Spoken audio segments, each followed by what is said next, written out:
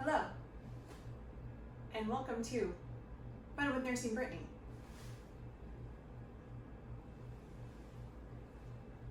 It's officially week 2, and that was really lame.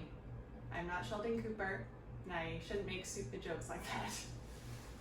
Seriously. But seriously, it's week 2, and I have a test on Monday, and I'm slightly stressed about it, so instead of doing a format where we're just going to answer questions, I think I'm just going to do a study session. I posted a video earlier this week doing a different study session, and yeah, so I think I'm just going to go through a bunch of different pathways, and we'll see how we do.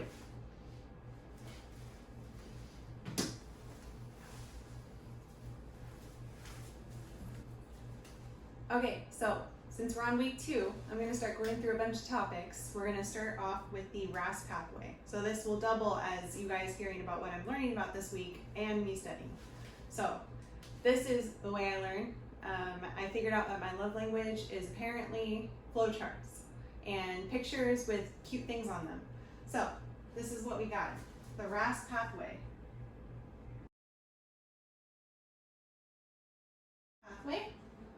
Known as the renin, angiotensin,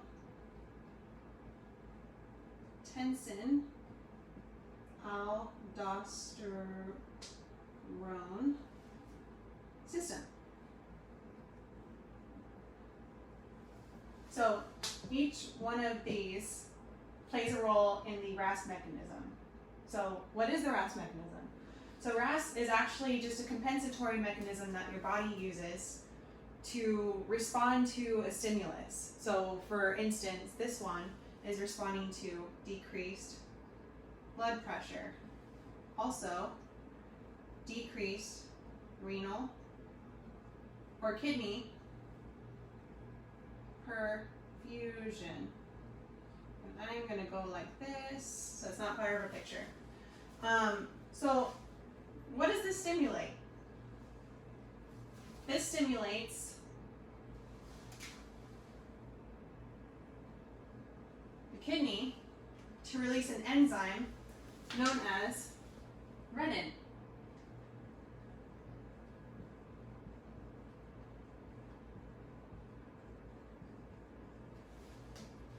Now, at the same time, you have the liver over here that's secreting other things, but what it's secreting that we're worried about is angiotensinogen.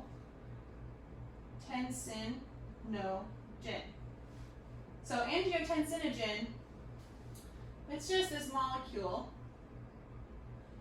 that's floating around. Let's use this color instead so you can actually see it. Nope, I take it back. We're using dark blue. All right.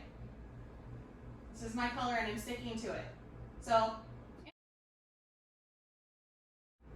angiotensinogen is actually in an inactive form here. So what it's doing is it's floating through the body, minding its own business, and renin comes in, and it's basically going to cleave off part of this molecule, creating angiotensin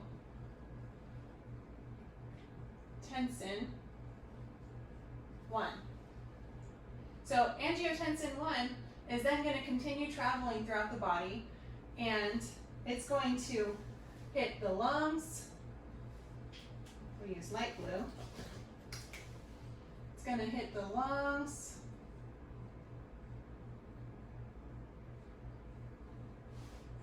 and it's also going to hit the kidneys,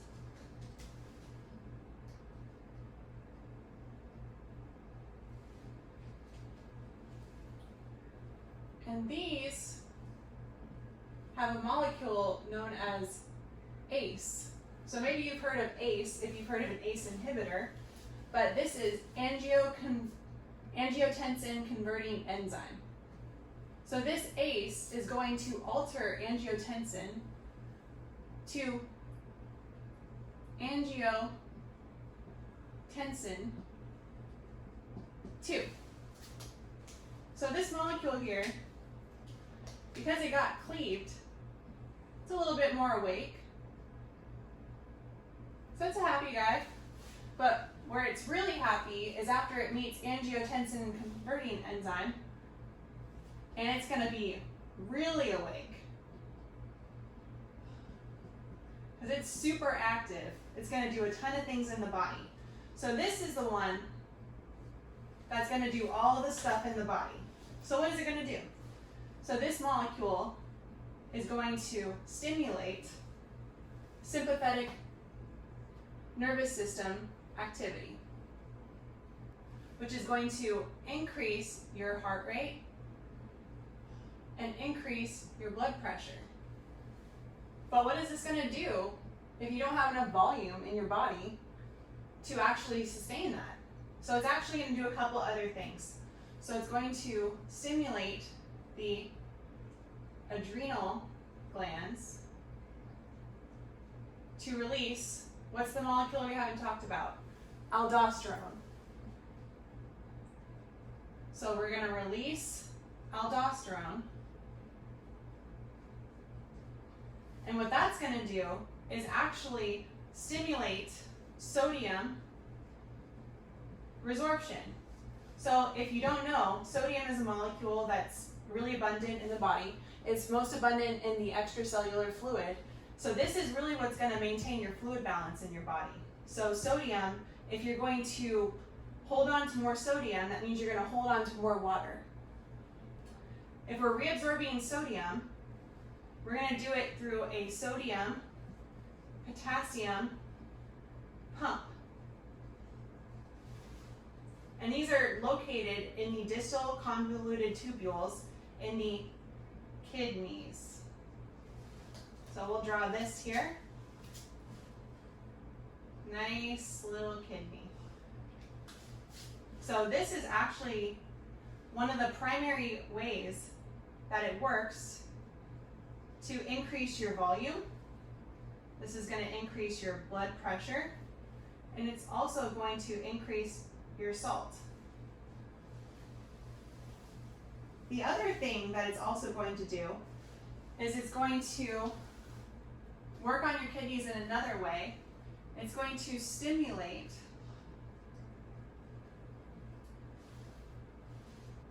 the efferent arterioles in the kidney.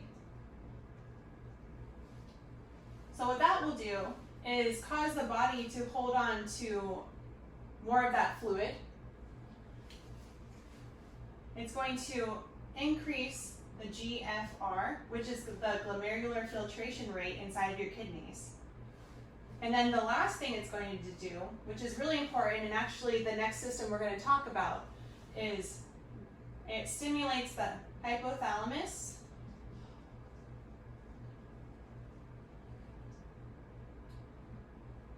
to reach out to the posterior pituitary gland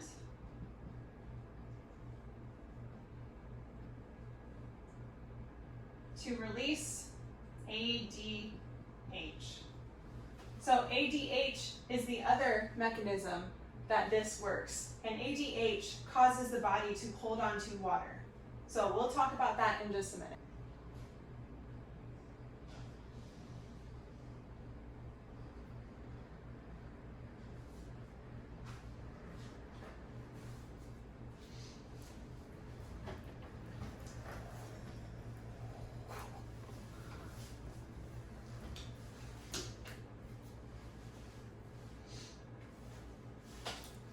Okay, so I grabbed my chair because apparently I'm old and bending down like that hurts my legs. Who knew? Alright, so the next process that we're going to talk about is ADH. So what is ADH? So ADH is called antidiuretic hormone. So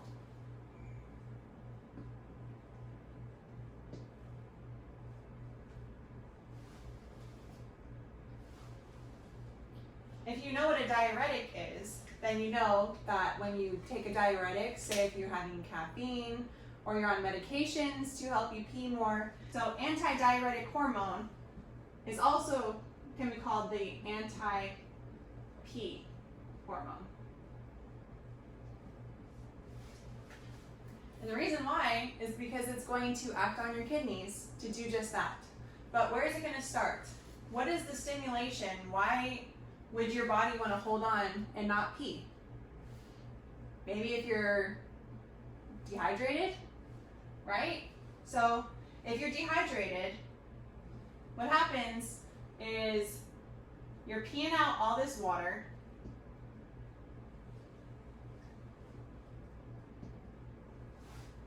and what did I say was the most abundant molecule in the extracellular space? Sodium, right? So this is actually considered a solute. So if you have a high amount of solute, so we're going to come back to cells. So you have a ton of molecules out here and not very much in here. So what's going to happen? You're going to have water leaving your cells, leaving them more shriveled up, just so that it can be more equalized. Because your body wants to reach an equilibrium. It wants to have the same amount inside the cells as it does outside of the cells. So to reach the correct level of solute and the right ratio, water is going to leave the cell. So what that means is that you're having an increase in osmolarity in the extracellular space. So what that is going to trigger is some osmoreceptors. So there's some receptors inside of your body. There's lots of receptors, but osmoreceptors sense when there's an increase in osmolarity, because this is going to happen inside of those cells too. So water is going to leave those cells, and these osmoreceptors are going to get triggered, and it's going to trigger something in the brain. So what is it going to trigger? Let's draw a little brain here. All right, brain's not my best drawing here. A lot of squiggly stuff inside of the brain, right? But here is where those osmoreceptors are located. So those guys get stimulated, and those are going to start producing ADH and triggering the posterior pituitary gland to release ADH, that hormone right here. So where this is happening is actually in the hypothalamus of the brain. So starting from the beginning, increase in osmolarity because you're dehydrated. And maybe from the other pathway, you have angiotensin 2. That's triggering and telling you to hold on to water because the body needs it. So this is going to release ADH, and this is going to actually signal all the way in the kidneys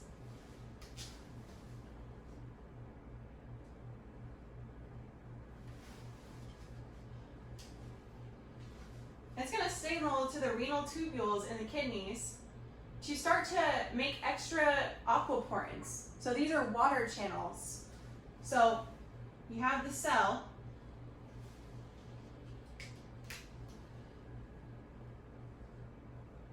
and you have these channels. These channels can stay closed or they can stay open, but aquaporin channels are specifically designed to let in water. So it's going to tell the kidneys, hey, make some more of these guys. We need to hold on to more water. So the kidney does that, and as it does that, it's also going to block urine from being made, and these aquaporin channels are going to tell the body to absorb that water. Eventually, your body is going to reach an equilibrium because of the opposite effect. So you have these shriveled cells that have all these solutes inside and outside. Eventually, it's going to reach an equilibrium where there's going to be water going into the extracellular space. All those fluids are going to expand. These solutes are going to be surrounded by water and start to spread out again. And then that water is going to rush back in to the cell, making it a normal size again. Everyone's happy. And the other effect of this is it's going to increase your blood pressure. It's going to increase your volume in your body. But all of these systems work together to help with whatever you have going on. For this one, it's specifically related to osmolarity and the release of angiotensin too. So one thing that's connected to this is this channel here. So this is an example of a secondary messenger channel. Secondary messenger. So the next thing that we'll talk about is the secondary messenger pathway and how that can cause something like this to happen. So what are we talking about here? We're talking about aquaporins and how it is stimulated to make more aquaporins in the cell. But really what we're talking about is having something bind to a cell and telling it to do something, and then that cell is going to carry out a process. So for this particular process, it's making more aquaporins inside of the surface of the cell. So if you're talking about it moving back, we're going to talk about the whole cell and how it actually happens. How does a cell receive instructions about what to do? Why is it stimulated to do these things? Is it like, hey, make some aquaporins, and then it's like, all right, let me go to the assembly line and let me just make some? No, it actually requires a ligand to come in and bind with a receptor and then stimulate a response. So we have a ligand here, and let's just draw a nice big cell. So this is the cell. There's a lot of stuff inside, which we won't go over, but there's a receptor.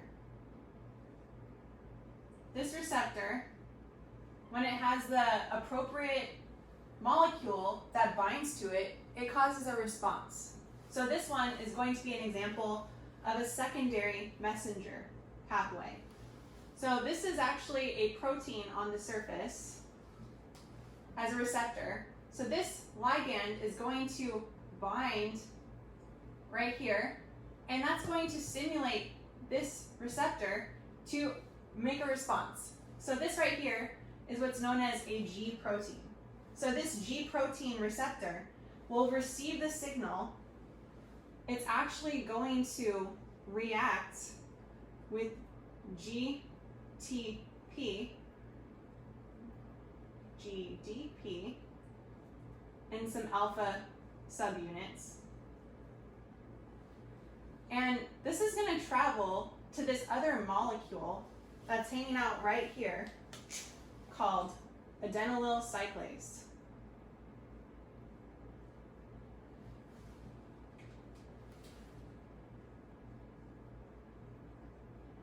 Adenylyl cyclase.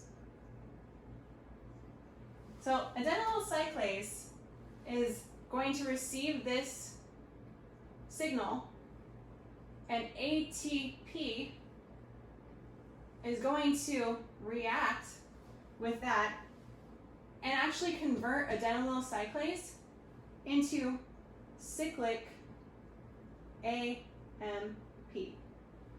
So this is going to activate the secondary messenger. So what is the secondary messenger? So this is the first messenger. Because it's the one that's stimulating all of these things to happen. It's like a cascade. If you tap the first domino, it's going to continue on until it reaches a block. So this is the block. ATP is stimulating the next response here. So cyclic AMP is the second messenger. And what it's going to do is it's going to take protein kinase, and it's going to phosphorylate this. So what that means is it's going to add a protein group and alter that molecule. And so it's actually going to change the shape and function.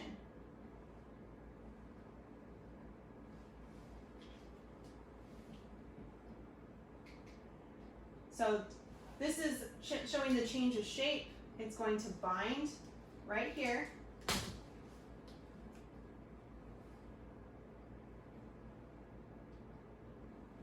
See how it changes shape? And this is actually what's going to bring about a cellular response.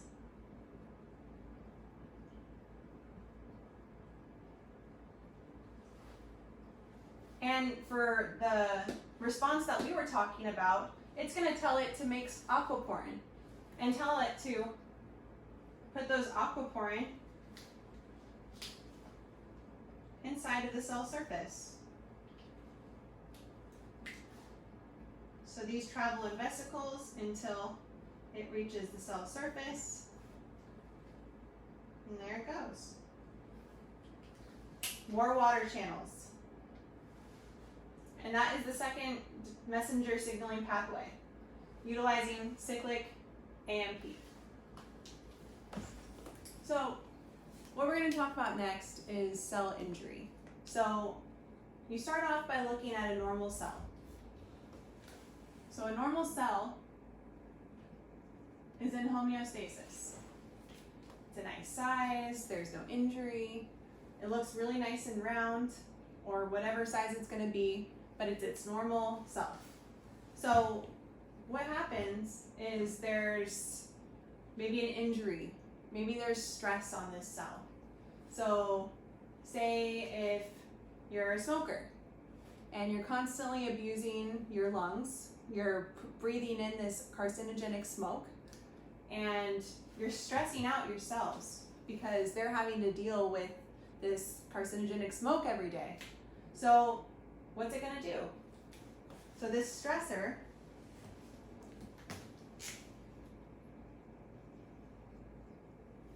is going to cause the cell to do a couple things. It's either going to adapt, or it's not going to adapt and it's going to get injured, right? So if it adapts, there's one of three ways it can adapt.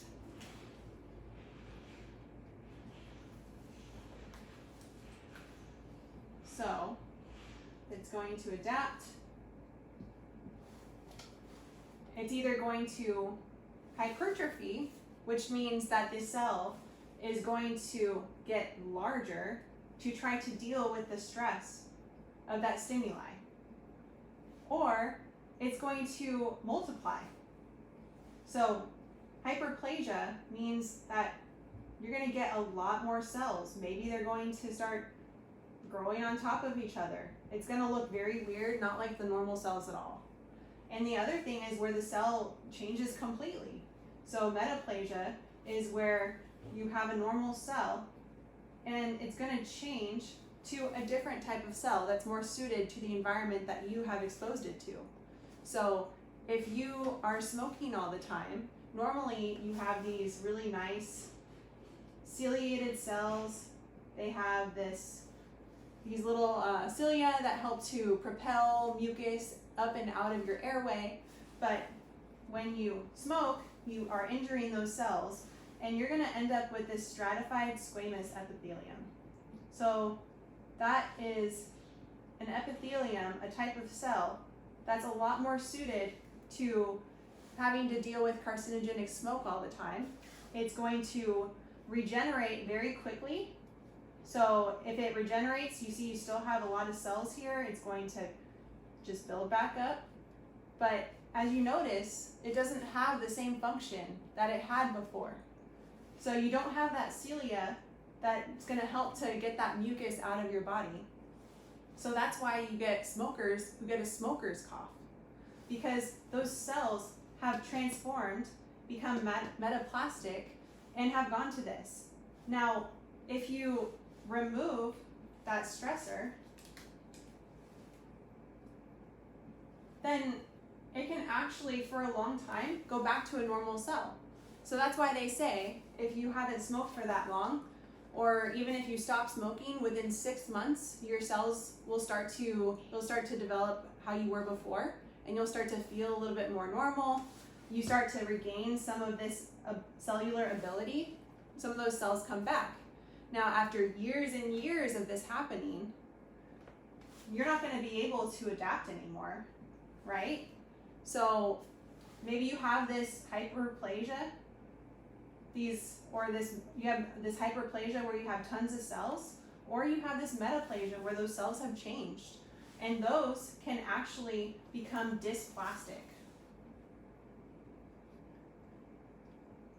So dysplasia is actually these cells altering in a weird way that have cancerous properties.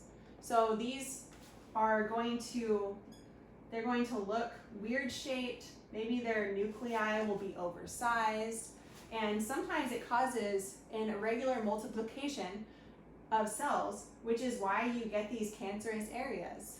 Makes you at a much higher risk of developing these types of cancers. So that's just the adaptation. But what if it's not even able to adapt? Maybe it's injured, it's not able to deal with the stresses that the body is putting it in, so it becomes injured.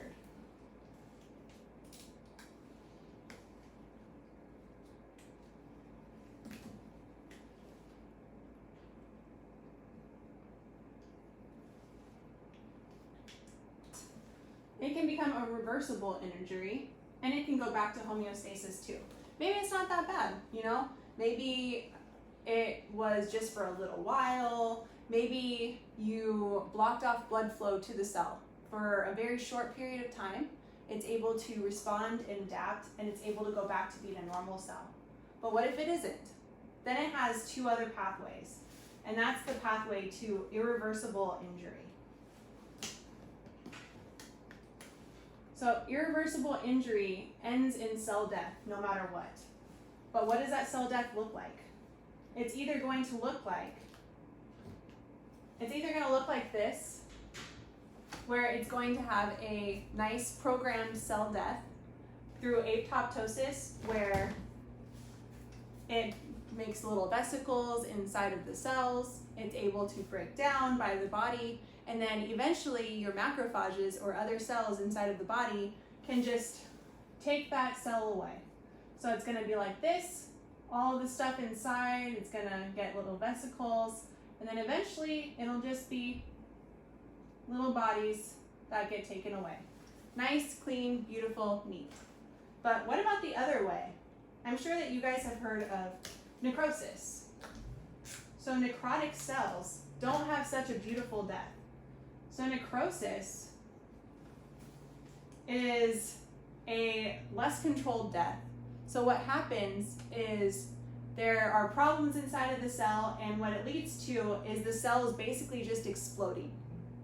And what that does is it spreads out all of the intracellular stuff, including all the enzymes that are breaking down stuff in a normal cell, and it's going to cause a giant inflammatory process in all of those cells around it. So there are 4 different types of necrosis. I'll talk about them each briefly. Coagulative necrosis is typically following hypoxemia. So you're going to get denatured proteins breaking down inside of the cell, and then you can have either